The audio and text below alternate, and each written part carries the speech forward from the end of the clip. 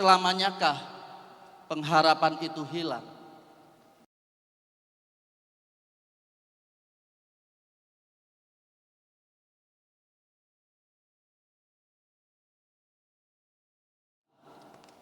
Pengharapan meniadakan kutukan dan kebangkitan menang atas kematian.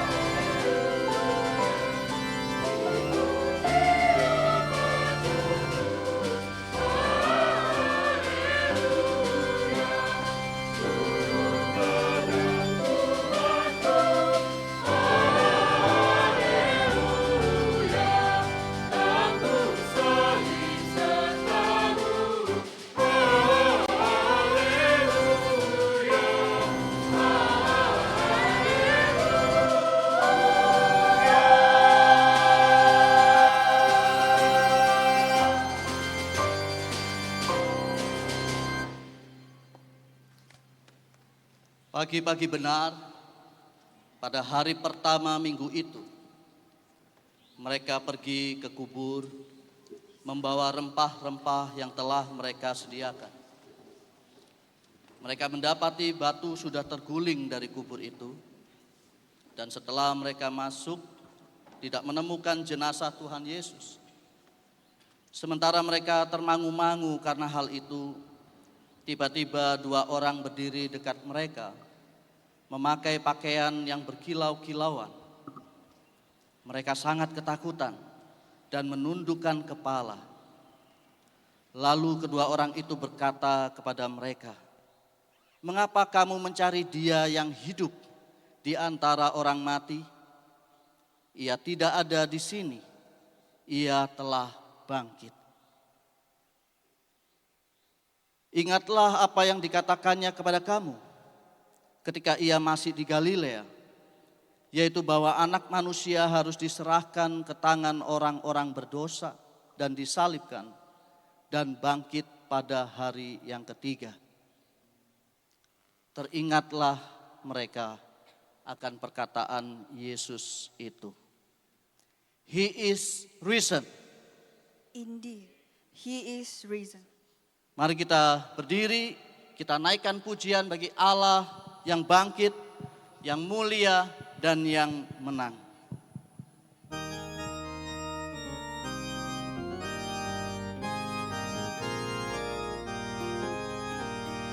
Mulia dan menang, Kristus yang bangkit, kemenangan kekal atas kuasa maut, malah menyingkirkan batu yang besar dan menjadi saksi kebangkitannya.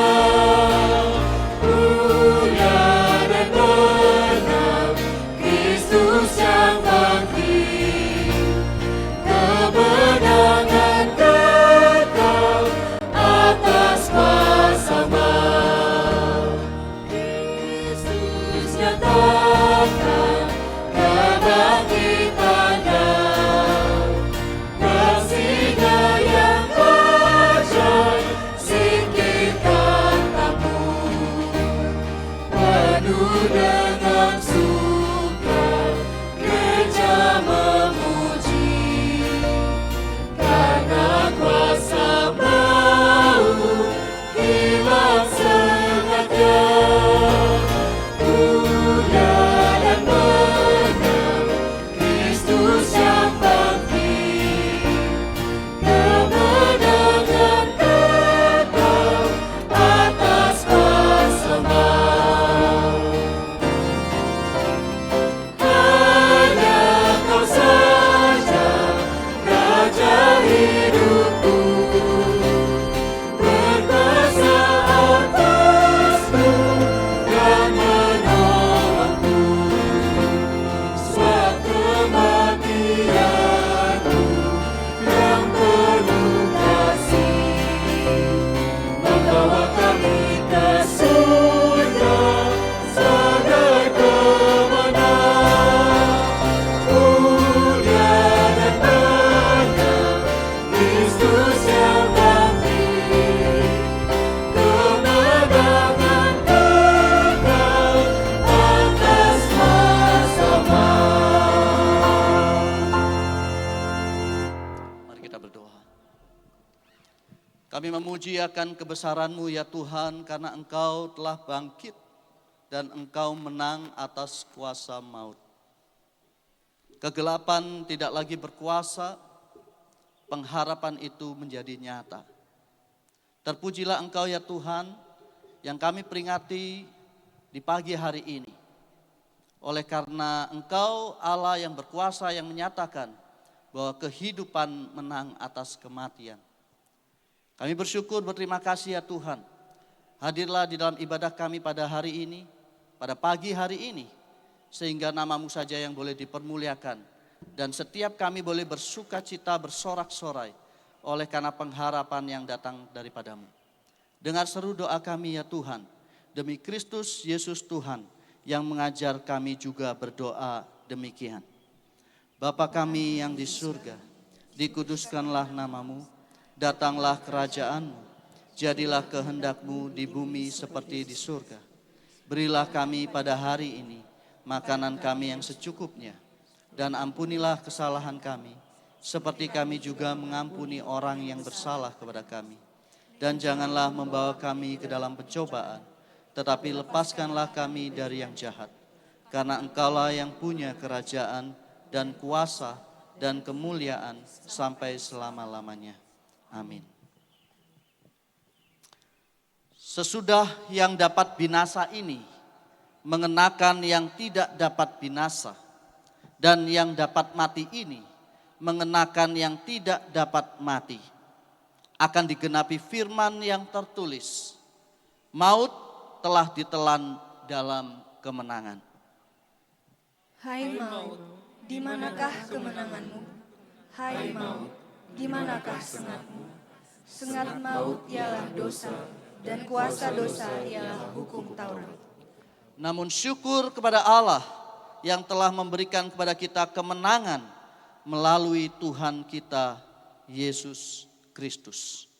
Puji Tuhan. Jemaat dipersilahkan duduk kembali. Mari kita berdoa dengan segala kerendahan hati, mengaku dosa di hadapannya, bersyukur atas anugerahnya bagi kita semua. Mari kita berdoa.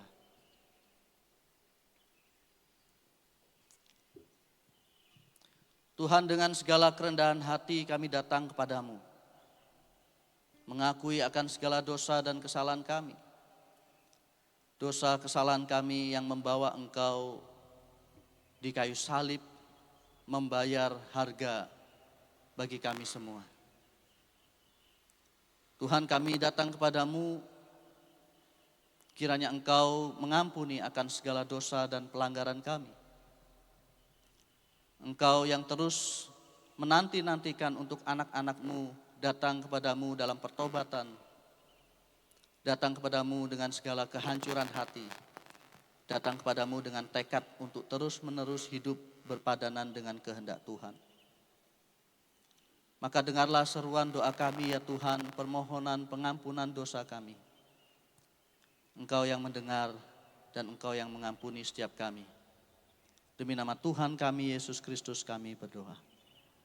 Amin. Dengarkanlah jaminan pengampunan bagi kita semua yang diambil dari Roma pasalnya yang ke-6 ayat 9 sampai ayatnya yang ke-11. Sebab kita tahu bahwa sesudah dibangkitkan dari antara orang mati, Kristus tidak mati lagi. Maut tidak berkuasa lagi atas dia. Sebab ia mati, yakni mati terhadap dosa, satu kali untuk selama-lamanya. Namun ia hidup, yakni hidup bagi Allah. Demikianlah hendaknya kamu memandangnya, bahwa kamu telah mati terhadap dosa, tetapi kamu hidup bagi Allah dalam Kristus Yesus. Kiranya ini menjadi komitmen kita untuk hidup bagi Tuhan. Mari kita siapkan persembahan kita di hadapannya. Naikkan satu pujian, Kristus bangkit.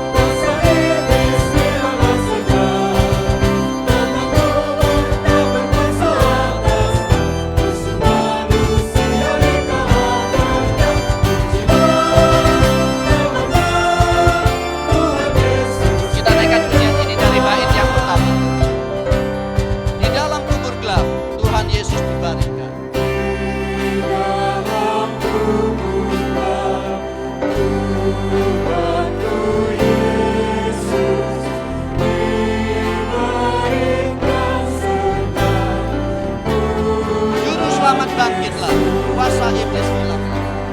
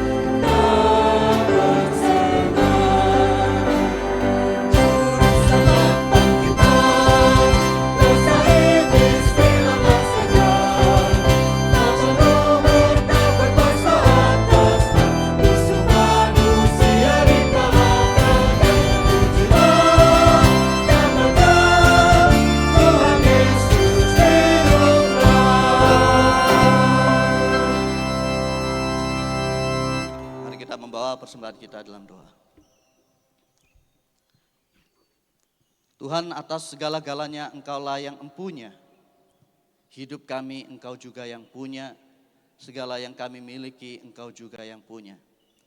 Maka jika kami mempersembahkan sebagian untuk pekerjaan Tuhan, itu adalah anugerah bagi kami, sukacita bagi kami.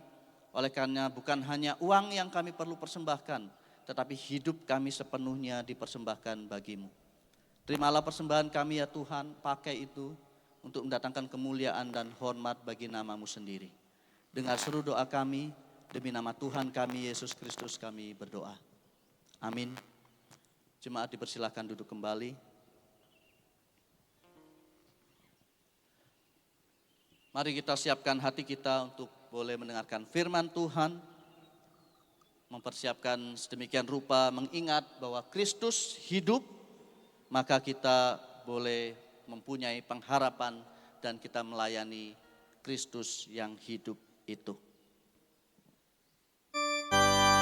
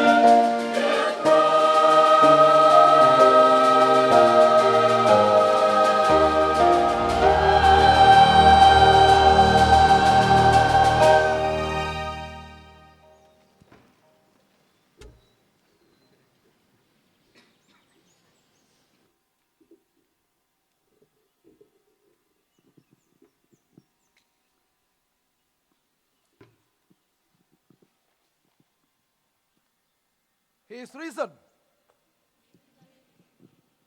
He is risen. Selamat Paskah saudara-saudara semua. Pada malam Jumat Agung kita telah merenungkan bahwa Yesus telah mati menjadi terkutuk untuk menanggung kutukan kita. Stripping the altar menunjukkan bahwa kemarahan dari para pengikut Yesus, kesedihan, kegundah-gulanahan, untuk apa seluruh ibadah mereka, untuk apa 3,5 tahun mengikut Yesus, jika Yesus berakhir dengan kematian. Maka itu meninggalkan sebuah kesedihan yang tidak terkatakan. Tetapi Yesus tidak berhenti sampai kematian. Ia tidak berhenti sampai digantung di atas kayu salib menjadi terkutuk untuk meredam murka Allah. Tetapi dia bangkit pada hari yang ketiga. Maka kebangkitan dia memberikan sebuah pengharapan yang sungguh luar biasa. Kebangkitan dia memberikan makna lebih daripada sekedar Allah tidak murka lagi dengan kita. Kebangkitan Yesus justru memberikan kita sebuah berkat yang luar biasa. Pagi ini kita akan merenungkan khotbah dengan tema Race Beyond the Curse. Dibangkitkan untuk melampaui hanya meninggalkan kutuk bagi kita. Kita membuka Galatia 3 ayat yang ke-14. Galatia 3 ayat ke-14 saya bacakan buat kita semua. Tujuannya ialah supaya di dalam Kristus Yesus berkat Abraham sampai kepada bangsa-bangsa lain, sehingga melalui iman kita menerima roh yang telah dijanjikan itu. Saya bacakan sekali lagi. Tujuannya ialah supaya di dalam Kristus Yesus berkat Abraham sampai kepada bangsa-bangsa lain, sehingga melalui iman kita menerima roh yang telah dijanjikan itu. Mari kita berdoa. Bapa di dalam surga, kami mengucap syukur bahwa pagi ini kami boleh kembali merayakan hari kebangkitan-Mu. Hari kebangkitan-Mu yang telah memberikan kami kehidupan. Kebangkitan-Mu yang memberikan kami pengharapan di dalam Kristus. Ada kehidupan yang melampaui daripada kutukan. Terima kasih Bapa. Dan kiranya pagi ini Roh Kudus berkuasa di dalam setiap hati dan pikiran kami. Sehingga kami boleh mendapatkan anugerah yang besar itu. Yaitu bersama-sama dengan Kristus kami memiliki kehidupan. Terima kasih Bapa. Kiranya Allah Roh Kudus menguasai hati dan pikiran pembicara dan juga hati dan pikiran pendengar. Di dalam nama Tuhan Yesus kami berdoa. Amin. Saudara, banyak orang Kristen mengetahui bahwa Kristus telah mati bagi mereka. Kalau Anda tidak tahu, maka Anda mungkin belum pernah jadi orang Kristen yang sesungguhnya. Tapi banyak juga orang Kristen yang sudah tahu Yesus mati, yang sudah tahu Yesus bangkit, tapi mereka belum memaknai sungguh-sungguh apa artinya dibebaskan dari kutukan maut dan menerima berkat Abraham. Siapa pula Abraham sehingga saya bisa menerima berkat dari Abraham? Apa bentuk berkat Abraham ini? Saudara, banyak dari kita yang tidak memahami berkat Abraham ini sehingga hidup dengan rasa bersalah, keletihan rohani, dan terus usaha untuk membuktikan diri dari hari ke hari. Merasa belum diterima oleh dunia ini, merasa belum diterima oleh teman-teman ini, merasa belum sukses dalam hidup ini. Oleh karena mereka tidak melihat berkat yang jauh lebih besar, yaitu berkat Abraham. Mereka belum melihat bahwa kuasa kebangkitan Kristus bukan hanya kita dilepaskan dari hukuman maut, tetapi juga awal dari kehidupan baru di dalam Roh Kudus sebagai anak-anak Allah yang diberkati. Maka pertanyaannya, apa arti berkat Abraham yang sebenarnya? Bagaimana Kristus bisa mengalirkan berkat Abraham kepada kita yang hidup begitu jauh ribuan tahun sebelum dari kita? Dan bagaimana hidup kita jika kita telah menerima berkat Abraham ini? Saudara, saya ingin mengajak saudara untuk melihat sekali lagi ayat ini dan perhatikan bahwa di dalam ayat ini ada dua kata yang membuat struktur kata ini membingungkan sebetulnya. Bunyi ayat ini adalah tujuannya ialah supaya, maka kematian dan kebangkitan Kristus supaya di dalam Yesus Kristus berkat Abraham sampai kepada bangsa-bangsa lain. Lalu ada kata sambung kedua yang membingungkan. Sehingga melalui iman kita menerima roh yang telah dijanjikan itu. Mungkin kalau saudara membaca sekilas kematian Yesus akan membuat berkat bangsa-bangsa diterima, akan membuat kita menerima roh. Seakan-akan ada dua implikasi dari kematian Yesus. Tetapi cara Paulus menulis bukan seperti itu. Cara Paulus menulis bukanlah karena A, maka B, lalu C. Karena Yesus mati, maka berkat Abraham bagi kita, lalu Roh Kudus diberikan kepada kita. Tapi bukan begitu cara menulis Paulus. Paulus menuliskannya adalah karena A, maka B dalam bentuk C, atau lebih tepatnya adalah C. Maka Paulus sedang mengatakan ketika Kristus menanggung hukuman kita, maka bangsa-bangsa lain bisa mendapatkan berkat kepada Abraham, yaitu dalam bentuk Roh Kudus. Maka Paulus ingin mengatakan bahwa berkat Abraham adalah di dalam bentuk penerimaan Roh Kudus. Maka semua bangsa akhirnya akan menerima Roh Kudus di dalam iman, by faith alone. Saudara, pertanyaan kita pagi ini, apakah yang dimaksudkan dengan berkat Abraham? Saya rasa tidak banyak orang yang memikirkan ini.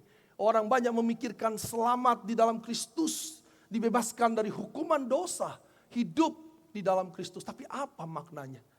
Maka Paulus ingin mengatakan bahwa berkat Kristus yang utama adalah berbagian dengan berkat atau janji kepada Abraham. Saudara ingat di dalam Kejadian 12, Allah memilih Abraham bukan secara acak, bukan secara random, tetapi di dalam kedaulatannya sebagai bagian dari rencana penyelamatan yang telah dirancang Allah sebelum kejatuhan manusia. Dia telah memilih Abraham untuk memberkati Abraham. Orang yang tidak mengenal Allah, orang yang tidak mengenal siapa Yahweh, Yahweh pilih di dalam keberdosaannya untuk menerima janji berkat ini. Maka Kejadian 12 ayat 2 dan 3 merupakan janji Tuhan kepada Abraham. Perhatikan janjinya. Aku akan membuat engkau menjadi bangsa yang besar dan memberkati engkau serta membuat namamu masyhur dan engkau akan menjadi berkat. Aku akan memberkati orang-orang yang memberkati engkau dan mengutuk orang-orang yang mengutuk engkau, dan olehmu semua kaum di muka bumi akan mendapat berkat. Saudara baca ayat ini perlahan-lahan, saudara akan mendengar kata berkat, berkat, berkat. Dan di tengah-tengah dari ketujuh janji ini adalah engkau akan menjadi berkat.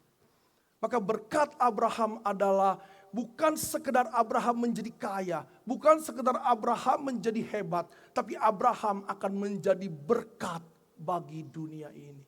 Abraham akan dipakai Tuhan untuk memberkati dunia yang terkutuk ini. Saudara, dikatakan bahwa 5 kali kata berkat menunjukkan bahwa Allah akan memberkati kembali bumi yang terkutuk. Inti dari janji ini, Allah akan memakai Abraham dan keturunannya di dalam Abraham untuk memberkati bumi dan membuat namanya menjadi besar dan melindungi Abraham. Sekarang pertanyaannya, mengapa bumi perlu diberkati oleh Abraham dan keturunannya? Saudara, Alkitab mencatat sejak kejatuhan manusia, bumi menjadi terkutuk. Bumi tidak lagi menjadi tempat yang memberkati. Tanah menghasilkan semak duri dan relasi manusia dengan Sang Pencipta terputus. Namun Allah berjanji akan memulihkan semuanya melalui satu keturunan Hawa. Dan sekarang Allah lebih spesifik lagi melalui satu keturunan Abraham. Dosa yang dilakukan Adam dan Hawa tidak hanya menimpa kepada Adam dan Hawa, tetapi Alkitab mengatakan terkutuklah tanah karena engkau. Karena keberdosaanmu tanah menjadi terkutuk. Tuhan memerintahkan Adam untuk mengerjakan tanah, untuk menghasilkan buah. Tetapi oleh karena dosa tanah menjadi terkutuk. Karena itu dengan susah payah manusia akan mencari rezekinya dari tanah seumur hidup. Semak duri dan rumput duri yang akan dihasilkan bukan buah, tapi semak, tapi duri. Dengan keringat kita tanam, tapi yang dihasilkan adalah semak. Tumbuh-tumbuhan di padang akan menjadi makananmu. Dengan berpeluh, dengan berkeringat engkau akan mencari makananmu sampai engkau kembali menjadi tanah. Saudara, oleh karena keberdosaan bumi dan seluruh ciptaannya menerima kutukan. Ini sesuatu yang mengerikan. Jika saudara sekarang bekerja dengan penuh susah payah, bahkan sekedar untuk hidup, itu bukan karena Allah tidak adil. Itu adalah karena Allah telah mengutuk bumi ini akibat dosa. Tanah yang terkutuk itu melambangkan penderitaan di dalam hidup ini. Hidup yang seharusnya indah di dalam Kristus, tapi karena keberdosaan manusia, hidup menjadi terkutuk. Relasi Allah dan ciptaan menjadi rusak. Dan Paulus mengatakan dalam Roma 8 bahwa seluruh ciptaan, seluruh makhluk menderita. Seluruh makhluk mengeluh karena kutukan ini dan menantikan kedatangan anak-anak Allah. Paulus mengatakan dengan begitu jelas, menantikan kedatangan anak-anak Allah yang dipulihkan relasinya. Melalui kedatangan anak-anak ini, maka kutuk atas tanah dipulihkan. Berkat diberikan. Maka berkat kepada Abraham menjadi berkat bagi banyak bangsa. Menjadi berkat bagi dunia ini. Menjadi berkat bagi alam semesta ini. Untuk menolong mereka pulih dari kutukan mereka. Untuk mereverse, membalikkan kutukan menjadi berkat. Saudara, dari Adam hingga Abraham lalu Kristus. Maka ini adalah sebuah penggenapan dalam sebuah sejarah penebusan manusia. Bahwa Allah menjanjikan pemulihan dari kutukan atas bumi ini. Dan itu melalui keturunan Abraham. Dan itu melalui salib yang diterima oleh Kristus. Maka karena salib Kristus, kutuk dari hukum Taurat yang sudah dihapus, maka penghalang berkat Allah kepada bumi telah disingkirkan. Sekarang Allah mengalirkan berkat-Nya bukan hanya kepada orang Israel, tapi juga kepada saudara dan saya yang bukan orang Israel.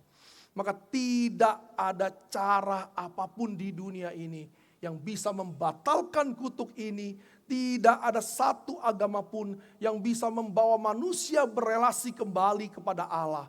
Tetapi hanya di dalam Kristus. Bahwa tidak ada satupun manusia yang bisa menjadi imam bagi kita untuk mewakili kita di hadapan Allah. Maka inti daripada perkataan Paulus dalam ayat ini adalah lewat Kristus berkat Abraham diberikan kepada semua orang. Kepada saudara dan saya, kepada orang-orang di Papua, kepada orang di Indonesia yang bukan orang Yahudi. Dan hanya melalui Kristus. Maka setiap orang dari berbagai bangsa yang percaya kepada Kristus, yang bertobat dari dosanya, mereka akan menerima pengampunan dan dipulihkan hubungannya dengan Allah. Dan mereka berdiri di hadapan Allah dengan status sebagai orang benar. Saudara, dari Adam sampai Abraham, sampai Kristus dan sampai kepada kita sebagai gereja, kita memiliki misi yang sama, yaitu untuk mereverse, untuk membalikkan kutukan atas alam semesta ini kembali kepada Allah. Inilah yang menjadi misi dari gereja. Bukan hanya sebuah komunitas rohani untuk sharing menguatkan, itu bagus. Tetapi kita dipanggil untuk menjadi saluran berkat bagi alam semesta ini. Itulah semangat utama di balik misi gereja, yaitu membawa berkat Allah sampai ke semua bangsa.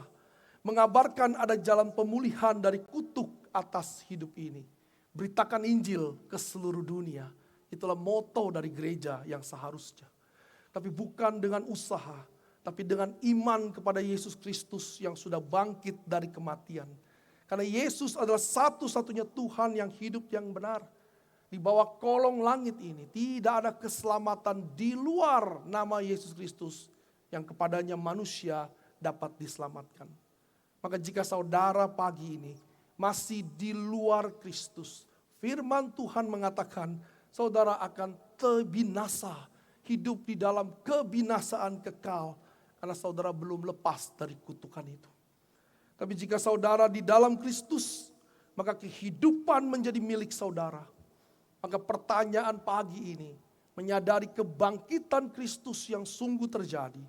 Apakah saudara masih hidup di dalam kutuk yang sama yang diterima sejak Adam jatuh? Apakah saudara masih terus tidak merasakan relasi dengan Tuhan? Apakah engkau telah menerima hidup yang dijanjikan di dalam Kristus? Atau mungkin saudara berasa tidak pernah. Sejak menjadi Kristen, sejak di dalam Kristus menurut saya tidak pernah merasakan itu. Saudara, ini hal yang sangat menyedihkan. Bertahun-tahun di hadapan saudara ada berkat yang begitu melimpah, yaitu hidup di dalam Kristus. Tapi saudara tidak merasakannya. Ada sesuatu yang sangat menyedihkan. Kalau sampai Yesus datang, saudara hanya menjadi orang Kristen yang tidak pernah menikmati Kristus. Dan bagi saudara yang sudah menikmati Kristus, berkat ini tidak pernah diberikan hanya untuk kita. Berkat kepada Abraham ditujukan adalah supaya Abraham menjadi berkat bagi orang lain. Kejadian 12 mengatakan engkau akan menjadi berkat. Engkau akan memberkati orang lain. Engkau akan menjadi saluran berkat. Jika saudara menikmati berkat Kristus sampai hari ini, apakah saudara mau membagikannya kepada orang lain? Apakah pagi ini ada di dalam pikiran saudara 1-2 orang yang mungkin belum mengenal Kristus? Atau 1-2 orang yang di dalam Kristus tapi tidak pernah menikmati Kristus? Mungkin saudara, keluarga saudara, mungkin teman saudara, mungkin orang yang saudara kenal dari jauh. Seorang alumni pernah berkata kepada saya ingin memberitakan Kristus kepada keluarga saya. Karena mereka masih di luar Kristus. Dia berdoa, tapi dia tidak pernah melakukannya. Sampai suatu hari, keluarga yang dimaksud dipanggil Tuhan. Dan dia menangis luar biasa. Dia datang kepada saya dan berkata, Pak, saya gagal. Saya tidak melakukannya. Saya hanya tergerak, tapi tidak bergerak.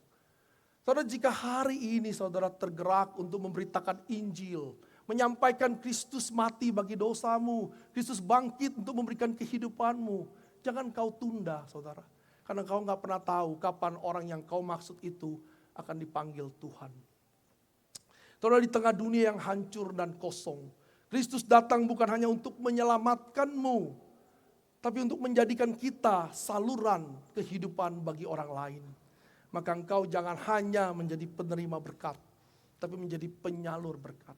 Jika berkat Abraham yang sesungguhnya kita terima, maka kita akan menjadi berkat. Jika kita tidak menjadi berkat, itu bukan berkat Abraham. Itu bukan berkat yang dijanjikan dengan kematian Tuhan Yesus. Karena janji itu untuk membuat kita menjadi berkat. Maka orang-orang Kristen yang malas memberitakan Injil, dia perlu bertanya, apakah saya menerima manfaat dari kematian Kristus? Karena kematian Kristus memberikan manfaat berkat Abraham. Dan berkat Abraham adalah menjadi berkat bagi seluruh bumi. Dimanapun saudara dipanggil Tuhan. Saudara mungkin tidak menjadi pengkhotbah di depan. Tapi saudara bisa mengatakan itu kepada orang lain. Dengan dunia sosial media, Jangan katakan saya malu. Jangan katakan saya tidak punya kesempatan. Saudara tinggal pasang di status. Saudara tinggal sampaikan apapun juga. Daripada saudara hanya di status saudara hanya sekedar selfie-selfie. Gaya bergaya. Tidak masuk neraka gara-gara itu.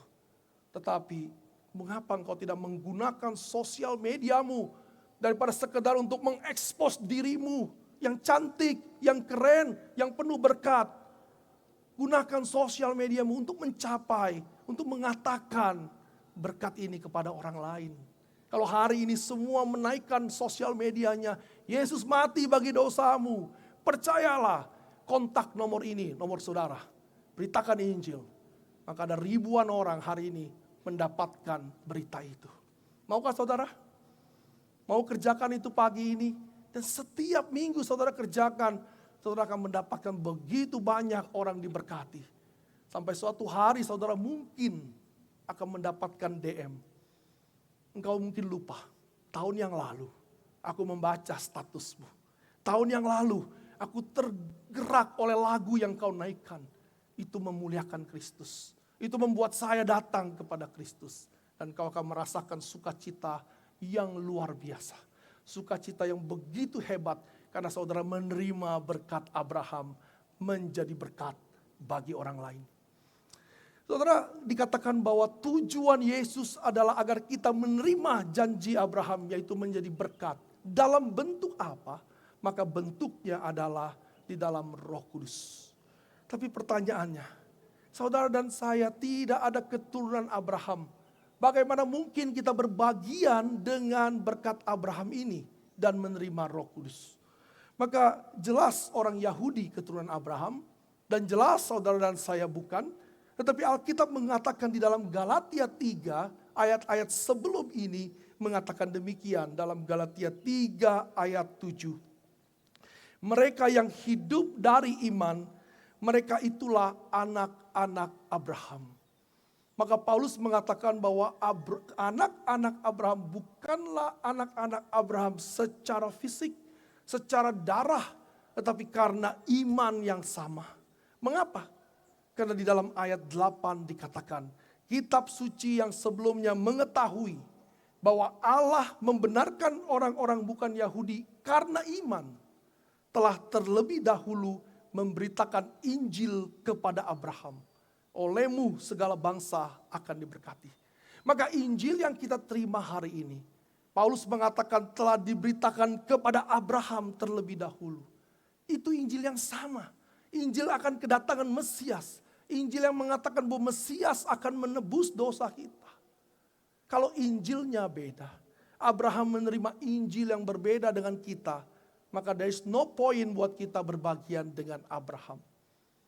Reason kita bisa menjadi bagian dari keturunan Abraham oleh karena Injil yang sama diberitakan kepada Abraham dan Injil yang sama diberitakan kepada kita semua.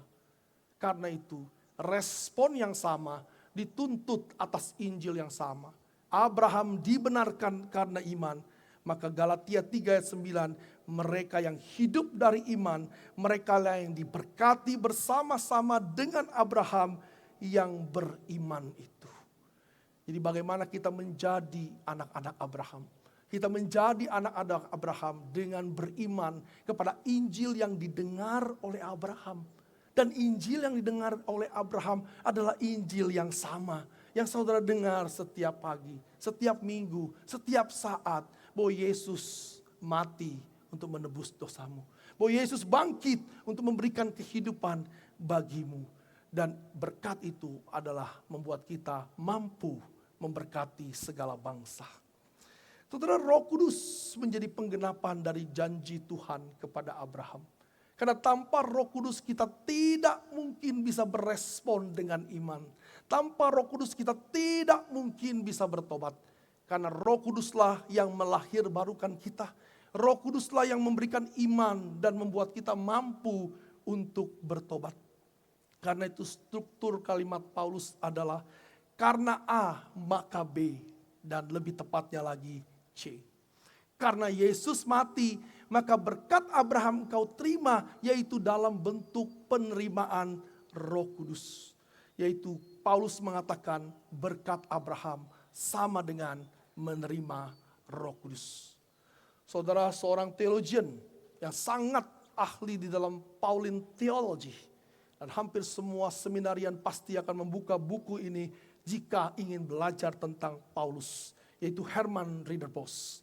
Dia mengatakan demikian, menerima Roh Kudus ditetapkan sebagai isi dari janji kepada Abraham. Roh Kudus adalah isi utama dari janji kepada Abraham. Roh Kudus adalah berkat itu. Karena dimanapun Roh Kudus berada, perjanjian ini digenapi.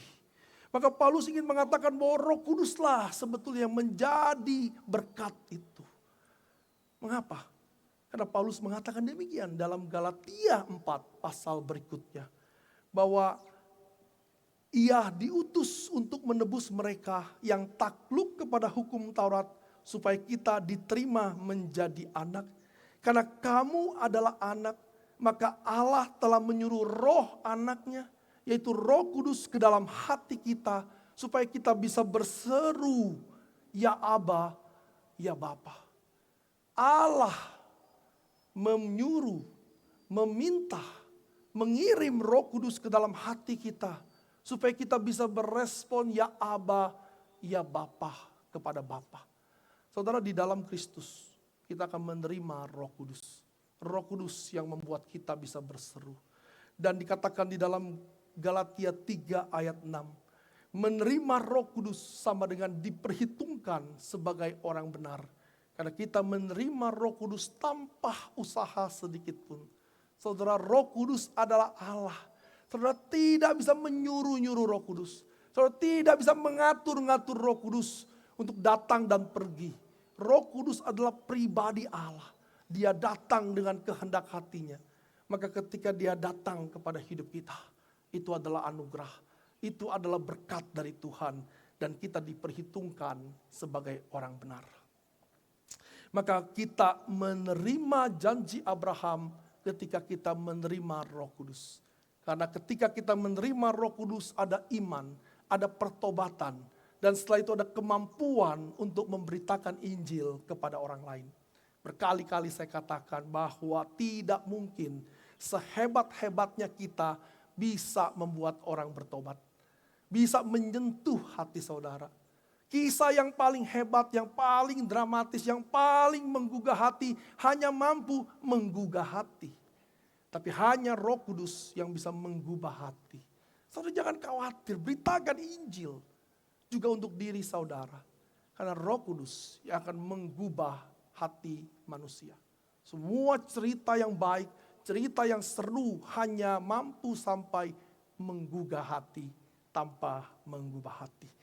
Maka bangsa-bangsa akhirnya bisa menjadi diberkati, dibebaskan dari kutuk ini oleh karena pekerjaan Roh Kudus semata.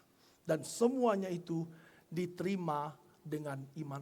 Tidak ada usaha apapun dari manusia yang bisa mengundang Roh Kudus. Saudara boleh bakar, saudara boleh persembahkan kambing domba dan memanggil Roh Kudus. Jika Roh Kudus tidak berkenan, maka Roh Kudus tidak akan datang. Tapi Roh Kudus akan datang kemana Dia mau datang. Itulah yang Yesus katakan. Seperti angin kau tidak akan pernah tahu dia datang dari mana dan pergi dari mana. Saudara, setelah kita menerima Roh Kudus, maka hidup kita akan berjalan bersama dengan Roh Kudus. Galatia 5 menjadi penjabaran Paulus bagaimana orang yang menerima Roh Kudus itu hidup. Yang pertama, dia berjalan bersama Roh Kudus. Yang kedua, dia dipimpin oleh Roh Kudus. Jadi jika saudara mau tahu apakah saudara menerima berkat Abraham, yang pertama, saudara menjadi berkat bagi orang lain.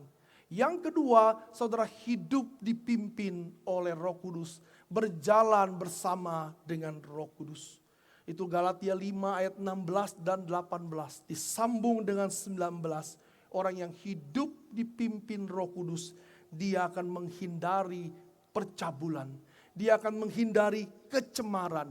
Dia akan menghindari hawa nafsu. Karena Roh Kudus tidak mungkin memimpin saudara kepada kehidupan percabulan dan hawa nafsu. Jika saudara terus hidup dalam percabulan dan hawa nafsu, itu bukan pimpinan Roh Kudus, itu pimpinan dari roh setan. Maka dikatakan bahwa perbuatan daging, percabulan, kecemaran, hawa nafsu, penyembahan berhala, sihir, perseteruan, perselisihan, iri hati, amarah, kepentingan diri sendiri, perciderahan, roh pemecah, kedengkian, kemabukan, pesta pora, semuanya itu bukan hidup dipimpin oleh Roh Kudus. Jika saudara ingin menerima efek, impact dari kematian Tuhan Yesus, yaitu menerima Roh Kudus, maka saudara tidak akan hidup demikian. Banyak orang ingin hidup dipimpin Roh Kudus. Banyak orang ingin menerima Roh Kudus. Banyak orang ingin dicurahkan Roh Kudus hanya untuk menjadi orang yang lebih hebat. Untuk bisa mabok, bisa goyang, bisa jatuh. Tetapi Alkitab mengatakan dipimpin Roh Kudus, engkau menjauhi hal-hal yang dibenci oleh Roh Kudus. Dan ayat selanjutnya, ayat 22, dipimpin Roh Kudus artinya saudara akan hidup dalam kasih, sukacita, damai, sejahtera, kesabaran, kemurahan, kebaikan, kesetiaan, kelemah lembutan, penguasaan diri. Itulah hidup di bawah pimpinan Roh Kudus. Lalu Galatia 5 ayat 25 sampai 26. Jika engkau dipimpin oleh Roh Kudus, maka engkau akan marching bersama Roh Kudus. Engkau akan berbaris seperti tentara untuk berjalan dipimpin Roh Kudus untuk menjadi berkat bagi dunia ini dalam bentuk pasukan Roh Kudus. Saudara, saya ingin mengajak saudara juga melihat janji Tuhan di dalam perjanjian lama mengenai pencurahan Roh Kudus. Di dalam perjanjian lama ada 4 ayat yang sangat utama dan sangat eksplisit mengatakan bahwa Allah akan mencurahkan rohnya kepada umatnya. Yang pertama adalah dalam Yoel 2 ayat 28 sampai 29. Allah mengatakan, aku akan mencurahkan rohku pada hari-hari itu. Yesaya 32 ayat 15. Akan dicurahkan kepada kita roh atas diri kita. Roh Kudus. Yesaya 44 ayat 3. Aku akan mencurahkan rohku ke atas keturunanmu dan berkatku ke atas anak cucumu. Yehezkiel 39 ayat 29. Aku akan mencurahkan rohku ke atas kaumku Israel. 4 ayat ini adalah 4 yang sangat eksplisit mengatakan Allah akan mencurahkan rohnya. Tapi perhatikan, ketika Allah berjanji kepada Yehezkiel ini, Roh Kudus telah meninggalkan bait Allah oleh karena keberdosaan orang Israel. Dan ketika Tuhan berbicara kepada Yehezkiel, Roh Kudus telah pergi meninggalkan mereka dan mereka telah dihukum dalam pembuangan di Babel. Maka saudara perhatikan bahwa pencurahan Roh Kudus dijanjikan dan terjadi justru bukan dalam keadaan umat Israel sedang baik kepada Tuhan. Tapi umat Israel sedang berkali-kali jatuh dalam dosa dan lebih sadisnya, ironisnya mereka sedang dalam pembuangan di Babel. Apa yang saudara pelajari? Bahwa sejak perjanjian lama, bahwa Allah Roh Kudus akan dicurahkan bukan karena kebaikan manusia, bukan karena kehebatan manusia. Bahkan di dalam keadaan manusia sedang jatuh dalam pembuangan ke Babel, Tuhan menjanjikan pencurahan Roh Kudus. Ini bukan karena ketaatan mereka, ini karena kesetiaan Allah. Bahwa tanpa Roh Kudus manusia tidak mungkin berkenan kepada Allah. Maka ini adalah janji kesetiaan Allah.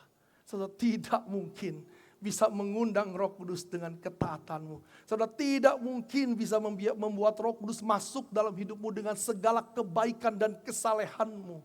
Karena segala kesalehanmu hanya seperti kain kotor.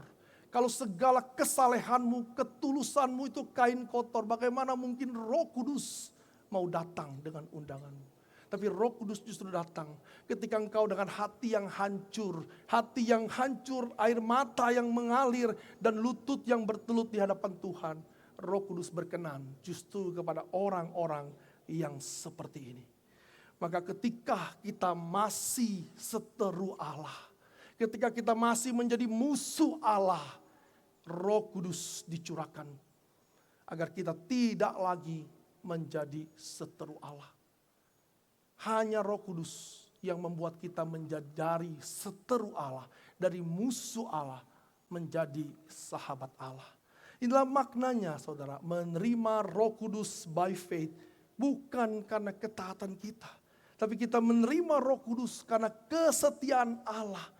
Dan Roh Kuduslah yang memampukan kita untuk hidup di dalam ketaatan. Jika demikian, pencurahan Roh Kudus terjadi karena Yesus mati di atas kayu salib. Berkat Abraham diberikan, lalu penerimaan Roh Kudus terjadi. Maka Roh Kudus dicurahkan dengan harga yang sangat mahal, yaitu darah anak Allah, tubuh Yesus Kristus yang dikoyakkan. Itu yang terjadi ketika Allah Roh Kudus dicurahkan. Roh Kudus dicurahkan bukan dengan bayaran murah, dengan ketaatan saudara yang tidak sempurna. Pencurahan Roh Kudus begitu mahal. Tapi hari ini saudara, begitu banyak orang mengajarkan bahwa jatuh engkau akan menerima Roh Kudus. Begitu murah dengan perkataan seorang pendeta.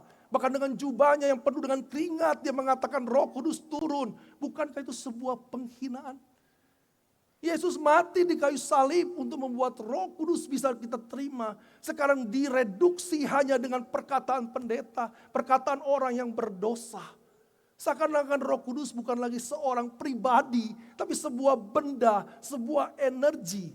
Inilah kesesatan sejak abad pertama, bahwa Roh Kudus bukan person, tapi sesuatu di kantong orang yang bisa diberikan kepada orang lain.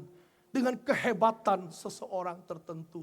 Menjadi demonstrasi kehebatan, tapi penuh dengan kesesatan. Saudara tidak mungkin menerima Roh Kudus seperti demikian. Karena Roh Kudus yang dijanjikan di Alkitab dibayar dengan darah Yesus yang mahal. Maka jika saudara menerima Roh Kudus yang demikian, Alkitab mengatakan itu bukan Roh Kudus. Roh Kudus diterima dalam bentuk iman dan pertobatan.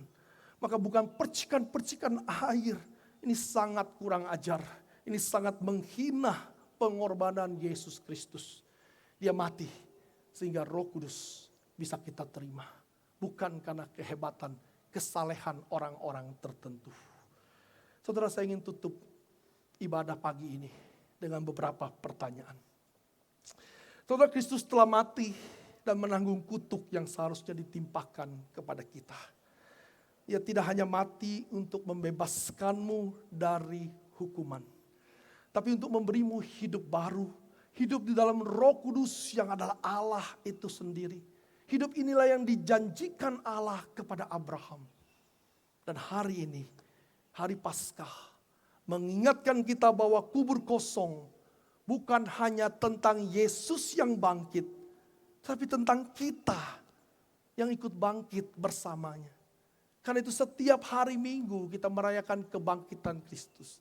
Karena itu setiap hari Minggu kita memuliakan nama Kristus. Karena Paskah sekarang bukan lagi tentang Yesus yang bangkit, tapi tentang kita yang bangkit bersama dengan Kristus. Kita yang seharusnya mati terkutuk, tetapi by faith, by grace alone, through faith alone, in Christ alone, kita bisa menikmati Paskah di dalam Kristus. Tapi izinkan saya bertanya pagi ini. Apakah engkau masih hidup seolah-olah kutuk itu belum diangkat? Apakah engkau masih berjuang untuk membuktikan diri? Apakah masih berjuang untuk mendapatkan Roh Kudus? Apakah engkau belum mengalami itu semua? Maka hari ini saya ingin mengundang saudara. Jika engkau belum sungguh-sungguh ada di dalam Kristus, engkau belum menyerahkan hidupmu di dalam Kristus, pagi ini masih ada kesempatan bagi saudara untuk datang kepada Kristus. Tinggalkan hidup yang terkutuk itu. Kristus mati dan bangkit memulihkan bagi kita. Apakah saudara mau berbagian dengan ini? Supaya saudara tidak hanya diampuni, tapi juga memiliki kehidupan yang berbuah. Kehidupan yang penuh dengan berkat. Atau jika saudara adalah orang yang sudah percaya, tapi letih karena hidup di dalam usaha saudara untuk memuaskan Allah. Padahal saudara tidak akan pernah bisa memuaskan Allah. Saudara akan kelelahan, saudara akan merasa bersalah dan tidak akan pernah cukup untuk memuaskan Allah. Karena Allah hanya dipuaskan oleh Kristus. Manusia tidak akan pernah memuaskan Allah. Karena itu bagi saudara yang sudah di dalam Kristus tapi mengalami kelelahan, datanglah kembali kepada Kristus. Bukan untuk memulai kembali, tetapi untuk beristirahat di dalam Kristus. Trust and rest in Jesus. Kristus cukup. Salib Kristus cukup. Kebangkitan Kristus cukup untuk kita menikmati hidup di dalam Tuhan. Saudara tidak perlu membuktikan diri saudara di hadapan Tuhan. Karena Kristus telah membuktikan hidupnya di hadapan Allah bagi kita. Mari kita tundukkan kepala di hadapan Tuhan.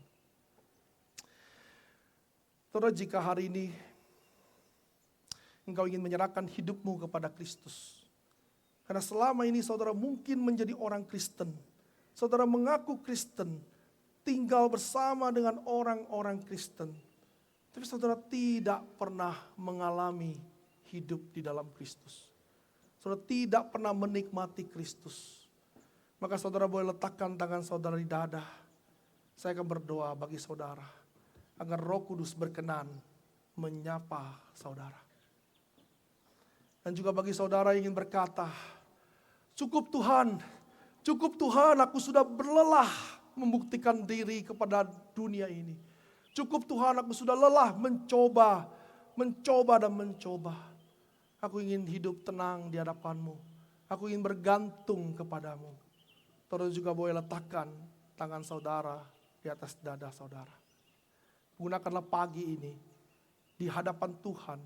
Bukan di hadapan manusia. Bukan di hadapan pendeta yang berdosa.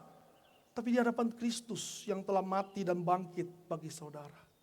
Kiranya pagi ini boleh menjadi momen bagi saudara yang masih mau meletakkan tangan di dada, masih ada kesempatan. Saudara tidak perlu tengok kiri atau kanan, saudara hanya berhadapan dengan Tuhan. Mari kita berdoa. Bapa di dalam Tuhan, hamba-Mu yang penuh kesalahan dan dosa ini, hamba memohon anugerah kepada saudara-saudari tempat ini yang belum di dalam Kristus. Agar mereka semua boleh mengalami kelahiran baru dari Allah Roh Kudus. Sehingga mereka mau hidup di dalam iman dan pertobatan. Mereka tidak mampu untuk bertobat. Mereka tidak mampu untuk beriman kepadamu. Mereka hanyalah orang-orang Kristen yang tidak mengenal Kristus. Mereka hanyalah orang-orang Kristen yang tidak menikmati Kristus. Kiranya pagi ini Roh Kudus berkenan menyentuh mereka. Kiranya pagi ini Roh Kudus berkenan untuk menolong mereka, memberikan anugerah keselamatan itu menjadi suatu momen kelahiran baru bagi mereka. Dan hamba juga berdoa bagi orang-orang yang begitu lelah hidup ini untuk membuktikan diri, untuk hidup seakan-akan mencari pengasihan Tuhan, hidup untuk mencari berkat Tuhan, padahal Tuhan sudah memberikannya. Mereka lelah. Dan mungkin tergeletak. Dan mungkin mereka sudah tidak ada harapan lagi. Hamba berdoa agar mereka juga menerima kasih anugerah ini. Dan mereka boleh melihat tangan kuat Tuhan yang menopang mereka. Yang menolong mereka. Bangkitkan mereka yang tergeletak. Kuatkan mereka yang lemah. Dan kiranya mereka semua mulai hari ini boleh menikmati Kristus. Boleh menikmati berkat Abraham. Boleh menikmati kasih dari Roh Kudus. Kiranya kami semua di tempat ini juga boleh mengalami hal yang sama. Pasca tahun ini boleh menjadi momen bagi kami untuk hidup bagi Kristus. Di dalam nama Tuhan Yesus kami berdoa. Amin.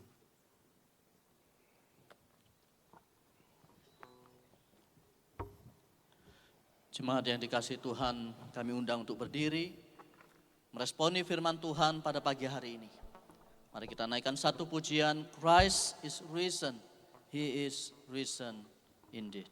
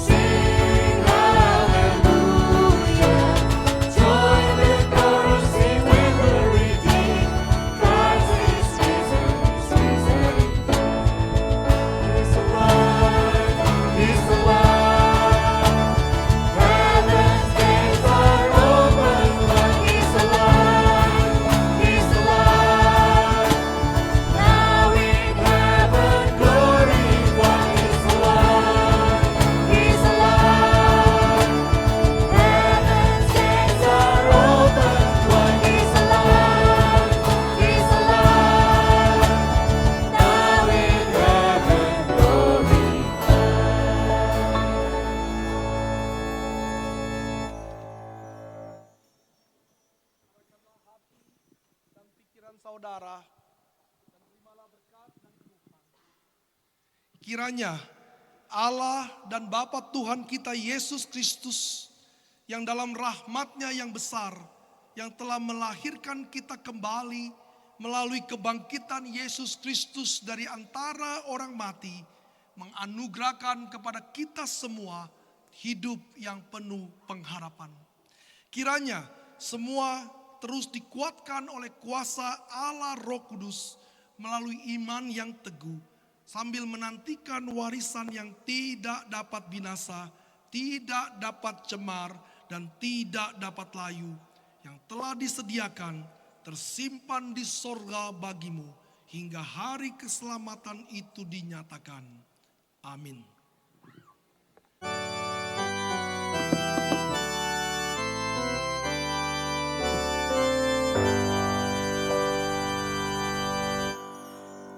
Praise God from whom all blessings flow. Praise Him, all creatures here below. Praise Him above the heavenly hosts. Praise Father, Son, and Holy Ghost.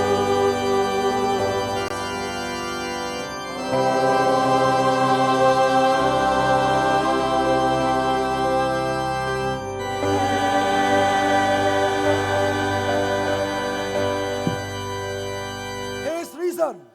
Indeed, He is risen. indeed, He is risen. He is risen.